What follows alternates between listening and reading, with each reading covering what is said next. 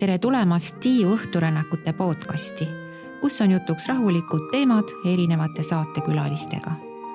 Kes soovib täielikult lõdvestuda ja miks mitte magama jääda, siis teie jaoks on kõige lõpus meditatsioon.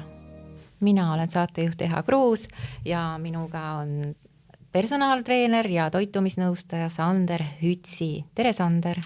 Tere, aitäh kutsumast! Sa oled siin juba meil teist korda, eelmine kord rääkisid sotsiaalmeediast tingitud ärevusest ja mina sain sealt väga kasuliku näpunäite, et õhtul kehtestan omale mingi režiimi, mis kellast ekraan läheb mustvalgeks või oranžiks. Et see on nagu märguanne, et nüüd tuleb lõpetada. See on jah, ütleme, siis su aju saab ka teada, et kohe magaminek ja sellised rutiinid ja siis rituaalid aitavad unele kõvasti kaasa. Jah, väga hea. Aga täna on meil hoopis uus teema ja see on stressisöömine. Et mis see stressisöömine, kas on nüüd siis otse tee ülekaaluni või ehk põrgusse teisisõnu või mis tänapäeva häda sellega siis nüüd üldse lahti on? No selle kohta mingit statistikat ilmselt pole tehtud ja ilmselt seda ei saagi teha, aga ma ise pakun, et 90-95% ülekaalulisusest tulebki stressi söömisest. Ehk siis ütleme, tähtis pole see, mida sa sööd, vaid küsimus on selles, et miks sa ei suuda lõpetada söömist sellel hetkel, kui sa peaksid söömise lõpetama. Ehk siis stressiiidingu, ütleme, kirjeldus või definitsioon igapäevaelus võiks siis olla midagi sellist, et kui sa tuled pärast rasket tööpäeva koju, viskad teleka ette pikali ja ütleme, sööd oma õhtusöögi ära, paned teleka käima ja siis sa tunned, et sul on midagi nagu päevas on puudu, et sa tahad kuidagi oma pinged maha saada, kuidagi oma emotsioonid välja saada ja kõige lihtsam viis selleks on lihtsalt süüa. Ehk siis ütleme nii, et paljudel inimestel see mure on, et kuidagi ei osata stressi maandada ja toiduga siis seda üritatakse teha. Ehk siis siuke kartulikrõpsu näiteks diivani ees ära süüa, see ei ole sellest, et sul on kõht tühi, vaid see on lihtsalt sellest, et sa tahad oma tuju kuidagi parandada, oma emotsioone kuidagi tatsutada ja söömine aitab siis sellele kaasa. Et kui ma ise olin Austraalias, meil olid väga rasked tööpäevad seal viimased aastad ja minu siis ütleme rituaaliks või rutiiniks oli see, et mul oli õhtusöök söödud, mis iganes ma võin seal mingi meeletuid kogusid ära süüa, mul oli kõht täiesti täis, aga ma ikkagi tundsin, et ma pean midagi veel saama, et oma siis seda stressirohket päeva kuidagi leevendada. Ja minu siis rutiiniks oli tume šokolaad, mis iseenesest ei ole ju nagu maitsev, aga lihtsalt see, et kuidagi oma tuju parandada, tuju tõsta, ma lihtsalt sõingid selle tahvli šokolaadi ära. Ja arvasin, iga õhtu? Põhimõtteliselt küll, jah. Meil oli 6 päeva nädalas, oli tööpäev, ja mul oli 2 nädala varu oli alati seda tumedat 95% šokolaadi oli alati kapi peal olemas. Põhimõtteliselt nagu alkohoolikele peab viinapudel olema. Absoluutselt. Ja see on samasugune sõltuvus. Et see, miks inimesed ei suuda lõpetada seda söömist, ongi lihtsalt, et ütleme, stress kasvab üle pea. Et enamus inimesed arvavad, et tervislikult toitumine tähendabki seda, et sa tead täpselt, mida sa sööd, sul on toitumiskava, mida jälgid või pead mingit dieeti. Tegelikult ütleme nii, et kui sul peas, kui sa ei ole peas saanud oma küsimustele vastuseid, siis ei suuda sa kunagi stressiiidingut või seda stressist tingitud söömist lõpetada.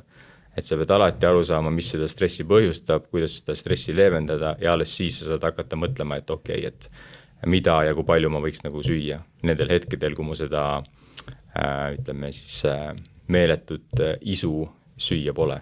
Ehk siis stressiga tegelemine tegelikult tuleb enne seda, ütleme siis teadmiste saamist, mida sa sööma peaksid.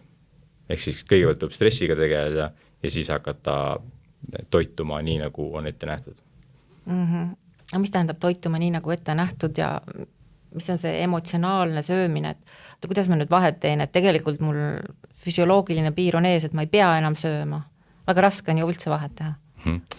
No tihti aitab lihtsalt see, et kui sa sööd ära ja ütleme, sa tunned, et sa oled ütleme 80% täis, näiteks 90% täis, siis sa pead väikse pausi 10-15 minutit. Ja kui sa siis tahad ka edasi süüa ja sa tead, et see ei ole sellepärast, et sa, kui sa tahad tavalist toitu edasi süüa, ütleme, sa õhtuks sõid seal tatart ja hakklihakastet näiteks ja sa ootad selle 15 minutit ära ja sa tahad seda veel süüa, sa tunned, et sa nagu kõht pole täis, siis see on nagu okei. Aga kui sa tunned, et ma tahaks mingit šokolaadi peale süüa või mingit kommi või krõpsu, siis see tähendab seda, et sul tegelikult on kõht täis, aga sa lihtsalt tahad oma tuju siis läbi toidu tõsta. Ehk siis kui sa tahaksid, tavatoidust on ka muidugi võimalik ennast üle süüa. On muidugi võimalik, see sama tatart on võimalik üle aru süüa. Ja, aga see, ütleme, on, kui sa tunned vajadust süüa mingit jama või mingit rämpsu, siis see on otsene signaal, et see ei ole enam su, ütleme siis, kõhutäide, vaid see tuleb puhtalt sellest, et sul on stress ja sa pead kuidagi seda nagu leevendama. Sest oluliselt lihtsam on oma, ütleme siis, dopamiini taset tõsta magusa ja rämpsuga kui seda tatraga. Et ma ei usu, et kellegi, ütleme, heaolu hormoonid lähevad ülesse, kui nad söövad mingid juurvilju või köögivilju. Et inimesed pigem nagu väldivad seda, sest nagu see ei paku mingit rahuldust. Aga enamus inimestel meeldib süüa šokolaadi või krõpse. Ja see ongi sellepärast, et siis, ütleme, dopamiini tase, mis siis reguleerib seda su tujusi, seda, kas see sulle meeldib või mitte, ongi see, mis nagu siis põhjustab seda valikut, mida sa teed, mida sa sööma hakkad. Et kas siis on täiesti keelatud krõpsud ja šokolaadid, et unustame ära või vahel võib või? No ma ütleks nii, et kui võimalik, siis süüa nii vähe, selles mõttes nii vähe kui võimalik. Või üldse mitte juhtub minuga midagi, kui ma ei söö üldse neid. Kui sa üldse ei söö, siis juhtub ainult see, et sa oled terve ja elad väga kaua. See oleks ju tänuväärne. Ja seda ma loomulikult inimestele soovitan, aga kui väike protsent tegelikult inimestest nagu suudab seda teha, kes on harjunud iga päev ütleme siis rämpsu sööma. Aga ütleme nii, et kui sa iga päev seda rämpsu, siis on nagu selles mõttes, et siis ei ole nagu väga, siis ei pea väga pikalt ootama, et mingi jama juhtuks. Et noored inimesed muidugi, praegu kõik noored räägivad, et kes ei ole ülekaalus või mis iganes, et minuga ei saa ju midagi juhtuda, et ma söön iga päev rämpsu, et minuga ei saa midagi juhtuda, ma olen ju noor inimene, kõik see, ma ise arvasin samamoodi. Et noortel ongi see... Ühesõnaga, et ma võin süüa lõpmatult, et ma lihtsalt iseendast mingist, ma ei tea, jumalast või millestki olen nagu heas vormis ja terve. No noored inimesed sageli nagu ei mõtle selle peale. No muidugi ei mõtle. Et sinu nagu tänased otsused mõjutavad seda, mis elu sa elad 5 või 10 aasta pärast. Aga kui sa jõuad juba mingisse vanusesse, siis sa saad aru, et otseselt kõik, kuidas sa magad, kuidas sa liigud, kuidas sa sööd, mõjutab su homset päeva või järgmist nädalat. Aga noored inimesed väga palju, ütleme, pääsevad ära sellega, just tänu sellele, et nad on noored, et nad ei ole suutnud veel selle ajaga oma organismi piisavalt, ütleme siis, mürgitada rämpstoiduga ja et tänu sellele nad siis pääsevad ära kõikidest nendest tervisehädadest veel praegu. Aga kui sa iga päev sööd rämpstoitu ja lased niimoodi 10 aastat järjest ja praegu oled, ma ei tea, 20, siis 30-selt, pole võimalik, et sa oled terve. Isegi kui sul on mega hea geneetika, see lihtsalt ei ole võimalik. Ütled kohe nii, jah? Muidugi. Kui sa 20-selt hakkad iga päev rämpstoitu sööma, siis on esiteks suur tõenäosus, et sa oled ülekaaluline juba, kui sa oled 30-dates. Ja isegi kui sa ei ole... Istud ka veel kindlasti. Ja kui sa ei ole ülekaaluline, siis see ei tähenda, et sa oled terve. Et alati tasub vaadata kõik oma, ütleme, verenäitajad üle ja sealt võid leida nagu igasuguseid üllatusi, isegi kui sa oled nagu normaalkaalus. Et jah, rämpstoidu söömine pigem vältida, aga kui inimene sööb praegu rämpstoitu, ta ei suuda loobuda, siis mulle alati meeldib öelda, et kui sa ei suuda näiteks kohukeste söömisest loobuda ja täna sööd 3 kohukest, siis homme söö 2, järgmine nädal söö 1 ja niimoodi sööb poole vähem kui eile. Ehk siis tee täna vähem kahju endale, kui sa tegid eile. Kas mõni klient on sinu sõnade järgi käinud ka ja niimoodi teinud? Kas on selline kohukeste klient sul olnud, kes tahab hirmsasti? Ei ole, aga millegipärast see kohukeste video, mida ma tegin juhuslikult, see tuli kuidagi, mul ei olnud üldse plaanis seda teha. Siis ma olin õe juures küra, siis ma nägin, et tal oli kohuke seal, ka rumpsi kohuke. Ma tean, et see on nagu väga maitsev ja kõigile meeldib. Aga siis mul tuligi see mõte, et teeks sellest kohukesest video, sest kohuke on selline eestlase, ütleme, maius. Ja paljud ei peagi seda mingiks halvaks asjaks, et see on ju kohupiim. Ja muidugi, ja eriti ma nägin ka kuskil Instagramis, keegi tegi siis video, kui Eestis käis see hästi kuulus YouTube'i striimer. Jah, see iSpeed, jah, käis Eestis ja siis ta sõi seal kohukest, talle toodi kohukest ja siis peaminister ütles, et talle, et või noh, ta umbes küsis, mis seal nagu sees on, siis peaminister ütles, et tegelikult see on nagu üsna kasulik. Siis ma mõtlesin, nagu mida, millest ta räägib, noh, et noh, kasulikku pole seal midagi. No ta ei saa Eesti toote kohta muud öelda, et see on kasulik. Seda kindlasti. Võib-olla selles kontekstis. Aga seal kindlasti, no selles mõttes, et kohukeses pole midagi kasulikku, aga ta kindlasti, ma usun, et ei ole enam nii kahjulik, nagu ta oli mitu aastat tagasi. Ma usun, et nagu neid säilitusaineid ja kõike seda on nagu igalt poolt vähemaks võetud ja tänu sellele ka siis nagu maitse muutub. Aga kohukest süüa niimoodi iga päev, no selles mõttes, et ma saan aru, et kõik kauplused ja kõik nagu püüavad inimesele maha müüa, et see rämpstoit ei tee midagi paha sinuga, et kõik see, et mõistlikus koguses kõik on leiavad sealt mingi asja, millega seda reklaamida, maitsega või millega iganes, või krõpsuga või iga asja nagu saad maha müüa, kui sa oskad seda maha müüa. See on turundus. Ja kui minna toidupoodi, siis ütleme Eestis võib-olla see seis on natuke parem, aga ma pakuksid mingi 30-40% asjadest, mis toidupoes müüakse, sa tegelikult võiksid süüa. Ja ülejäänud jama, mida on siis töödeldud, ülejäänud jama, mida inimesel pole vaja, kõik selle võiks nagu eemaldada, aga siis, mis siis nagu ühiskonnas saab. Me peaksime selle ostmata jätma, siis seda ei tehtaks enam, aga me ei jäta seda ostmata. Seda ohtu ei ole üldse. Absoluutselt mitte, jah, sest väga raske on tegelikult toidupoodi minna nii, et sa mingit jama ei osta seal, sest seda nagu jama on igal pool. Ja nüüd siis kõik inimesed jälle kuulavad, et mida see nagu tüüp ajab seal, et mingi tervislik elustiil, et aeg-ajalt ma võin ennast premeerida, mis on tõsi, aga kui paljud inimesed tegelikult suudavad seda, et nad aeg-ajalt ennast premeerivad. Kui palju tegelikult on neid, kes lihtsalt lähevadki iga õhtu, söövad selle 2-3 kohukest ära ja järgmine päev samamoodi. Et see ütlemine, et ma olen seda väärt või et ma tohin ennast, et see on nagu selline enese nagu petmine tegelikult. Ma võin seda endale lubada. Ja. Aga miks me nii stressis üldse oleme, mis meiega lahti on, et kas inimesed on kogu ajaloo vältel nii stressis olnud või on nüüd äkki midagi juhtunud meiega?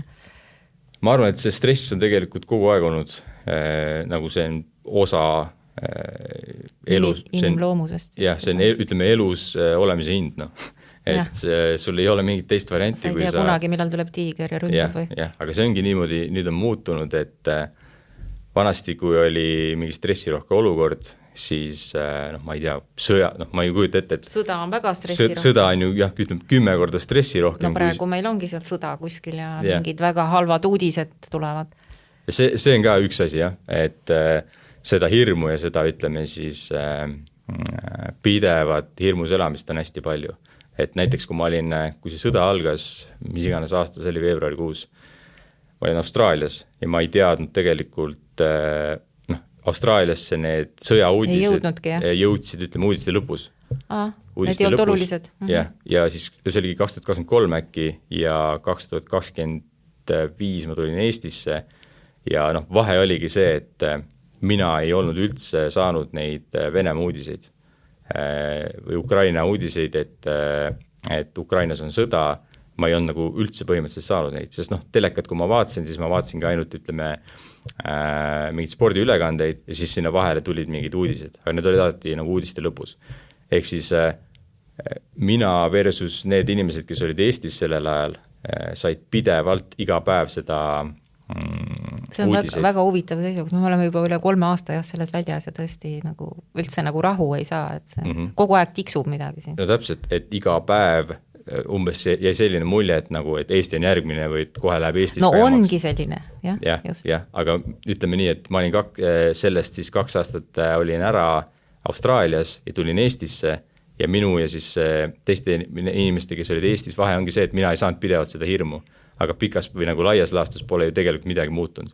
Nagu inimeste igapäeva elu selles suhtes ei ole muutunud.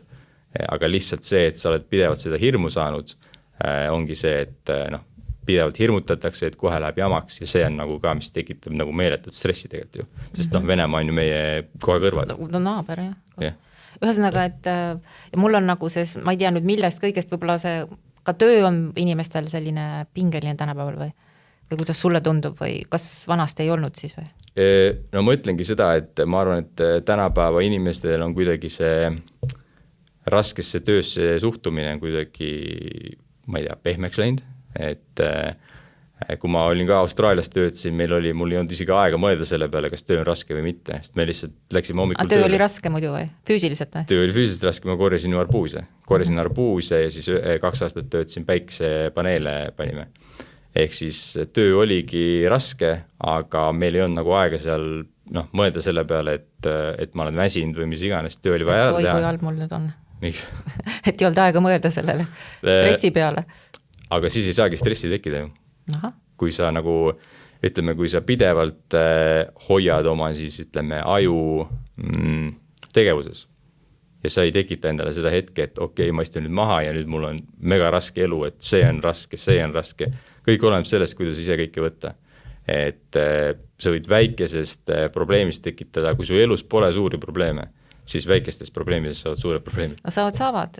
Ja tegelikult isegi looduses jälle nagu tühja kohta selles mõttes, et kui mul ei ole ka probleemi, siis ma tekitan endale mingi probleemi, et ma ise tekitan selle, ma ei saa olla nii, et ma üldse ei muretse millegi üle. Kuskilt need kõik tulevad ja ikka midagi, mille üle muretseda. Seda hetke ilmselt ei tule kunagi, kui see ühtegi muret ei ole. No see tulebki ainult ühel hetkel tuleb see, kui enam mitte midagi ei ole. Kui sul pole, inimesed peaks olema tänulikud selle eest, et neil probleemid ja mured on. Sest seda hetke, kus sa oled mingi täiesti õnnes ja täiega kõigega rahul, need on nagu üksikud hetked, aga need ongi täpselt need üksikud hetked siis järgmise probleemi vahel. Ja nüüd ma ei tohi veel süüa ka, eks ju, et mida sa meile räägid? Mida üldse siis teha tohib. Aga see ongi, ütleme, et inimene saab ise valida, mis on tema jaoks probleem, mis mitte. Kui inimese jaoks ei ole ülekaal probleem, siis ei ole probleemi. No see on meie tervishoiu jaoks, see on minu kui maksumaksja jaoks jälle probleem, ütleme niimoodi. Aga see on kahe otsaga, sellepärast, et ma ei tea peast neid numbreid, aga ma tean, et see on kümnetes kordades on see summade vahe, mitte ainult Eestis, vaid üle maailma. Kui palju raha pannakse tervishoidu patsiendiga tegelemisse pärast siis haigust versus see, kuidas ennetatakse. Yeah. Et see ennetus, panus, ennetussummad on mitu korda väiksemad. Loomulikult. Jah, aga see on ka ilmselgetel põhjustel, et kuidas ma ütlen, et ühiskonna, mitte ainult Eesti ühiskonna, vaid kogu maailma ühiskonna jaoks ei ole kasulik see, kui inimene on terve. Ma tean, et see nagu kõlab jaburalt, aga see nii on. Kõik, see tervishoid on ka äri, ravimitööstus on äri, kõik on äri. Ja meie ühiskond ongi nagu selle äri peale üles ehitatud. Jah, et see kõlab halvasti, aga ühiskond ei taha, et inimene oleks terve. Kahjuks on see tõsi. Ma ei saa vastu vaielda, ehkki tahaksin väga.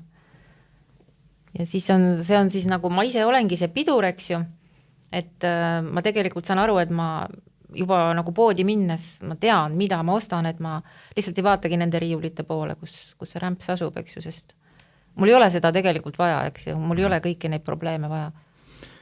See võiks olla nii, jah. See võiks olla nii, et inimene teab enne poodi minekut, mida ta ostab. Mitte, et ta laseb siis nendel sooduspakkumistel ja kõigel ennast jälle maha niita. Et ma ei tea, mingid Selveri laadapäevad või mis iganes, kui palju seal tegelikult on neid asju peale, ma ei tea, vetsupaberi, mida inimesel vaja on. Et enamus on ikkagi mingi jama, mida vaja. Ja see ei ole üldse mingi Selveri mingi, ma ei ürita Selveri kohta midagi paha öelda, aga lihtsalt, et see, et miski on odav, ei tähenda, et see on sulle vajalik. Et sa pead seda ostma kindlasti. Jah. Üks minu tuttav rääkis mulle sellist asja, et kui temal on nagu stress, siis ta nagu ei saa öösel üldse und. Ja siis ta läheb, põhimõtteliselt ärkab üles, läheb sinna külmkapi kallale ja ta sööb nagu üldse rohkem, kui ta päeval neid võileibu kunagi oleks söönud. Et see on ju see ongi see sama nõiaring, eks ju, et stress ja söömine, et anna lõpetuseks üks soovitus inimestele. Soovitus on lihtne, et mis iganes inimesele sobib, kuidas oma stressiga tegeleda. Ma tean, et väga paljud inimesed ei ole isegi võimelised, ma ise olen ka olnud selline, kes ei ole isegi võimeline maha istuma ja hakkama mingid hingamisharjutusi tegema. et lihtsalt 5 minutit võtta ja maha. Annagi mõned praktilised soovitused, hingamisharjutused? Ma ütlengi, et enamus inimest või enamus eestlased pole võimelisedki hingamisharjutusi nii palju tegema ja sellepärast ma nagu pakungi mingit lihtsamat varianti, mida ma ise põhimõtteliselt iganädalaselt teen ka, ehk siis mul on väga lihtne, ma võtan märkmiku või võtan läpaka lahti ja kirjutan sinna üles kõik asjad, mida ma selle päeva jooksul tegin. Kõik mõtted, mis mul tulid, kõik, mis inimesed, keda ma kohtasin, kõik see, et ma nagu kirjutan ise enda jaoks nagu blogi ja see oma mõtete välja sa teed seda õhtuti? Ma teen seda siis, kui ma teen seda pigem enne magaminekut, sest see on ka, et kui sa kirjutad kõik oma mured ja mõtted välja, sul on oluliselt kergem jääda magama, siis sa oled kuhugi selle kõik välja saanud ja sa ei pea nagu enam selle peale mõtlema. Loomulikult sa nagu ketrad neid samu mõtteid ikkagi edasi, aga kui sa paned need mõtted kirja, läpakasse, paberile, mis iganes, siis sa saad nagu enda kohta sellel samal õhtul saad rohkem teada.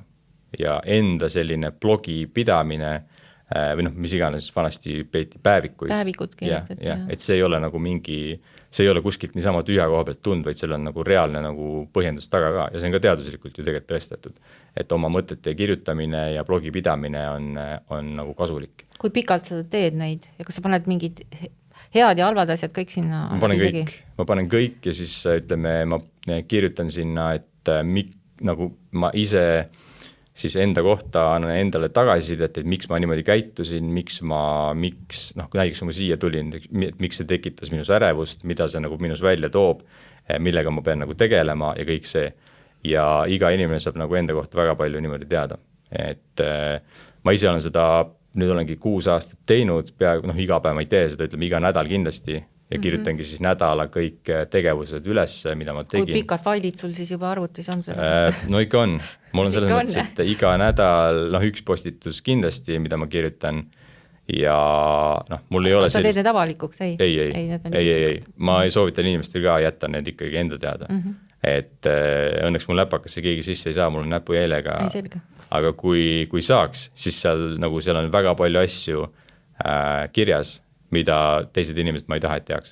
Ja see ongi nagu kõige olulisem, et sa kirjutad enda jaoks, keegi teine ei tea, keegi teine ei saa sind nagu hukka mõista, mida sa oled teinud ja ma arvan, et see ongi nagu selline esimene samm inimestele, kes ei suuda mediteerida või hingamisharjutusi teha, seda suudab iga inimene teha.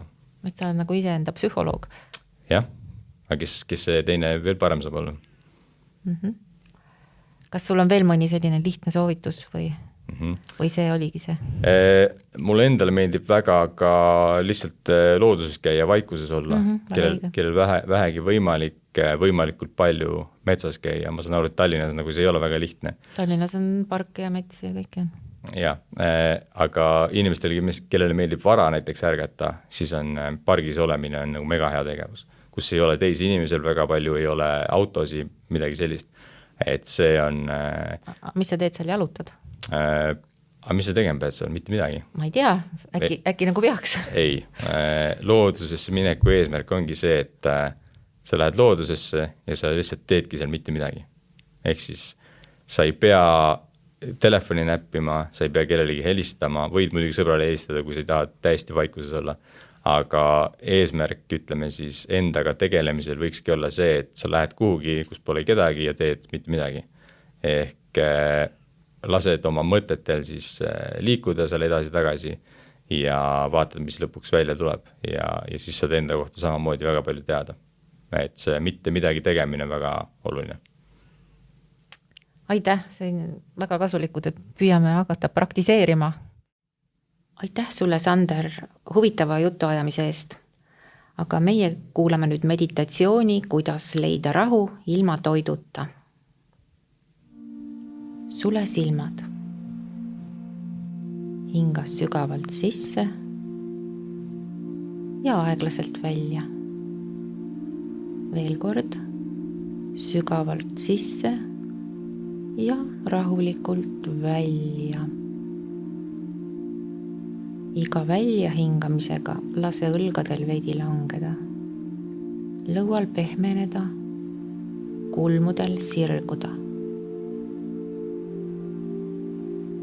See on sinu aeg.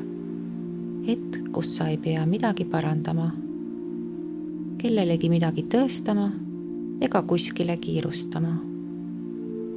Kõik võib oodata. Mine nüüd mõttes korraks tagasi mingisse sellisesse hetke, mil oled tundnud, et stress või pinged juhivad sind kööki külmkapi juurde. Võib-olla isegi avad ukse ja võtad midagi. Mitte seetõttu, et kõht oleks päriselt tühi, vaid selleks, et leida rahu või lohutust. Tea, et see on täiesti inimlik. Me kõik otsime vahel turvatunnet. Ja toit võib seda näiliselt pakkuda, tunduda lihtne ja käepärane viis seda saavutada. Aga see turvatunne ja rahu on ajutised. Just kui laine, mis hetkeks silitab liiva ja siis taandub. Hinga sisse ja välja. Kujutle, et see vajadus söögi järele muutub nüüd väikseks pilveks sinu sees. Sa vaatad seda eemalt. Sa ei pea selle pilvega kaasa minema. Sa lihtsalt märkad seda. Pane tähele, mis su kehas toimub. Kas kõht on tegelikult tühi? Kas tühjus on sinu rindkeres või pigem hoopis meeltes? Kui see on emotsionaalne tühjus, siis too tähelepanu hingamisele.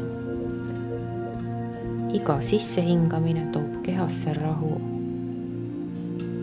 Iga väljahingamine vabastab pingeid.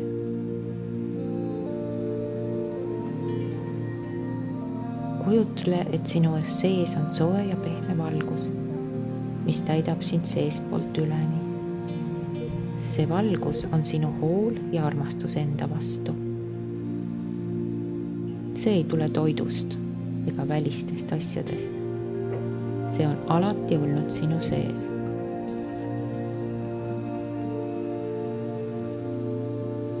Iga hingetõmme muudab selle valguse tugevamaks, kuni tunned, et see täidab kogu su keha. Anna endale lubadus. Järgmine kord, kui tunnen soovi stressist tingitult süüa, peatun hetkeks ja küsin endalt, mida ma tegelikult vajan. See võib olla puhkus, kallistus, jalutuskäik või lihtsalt sügav hingamine.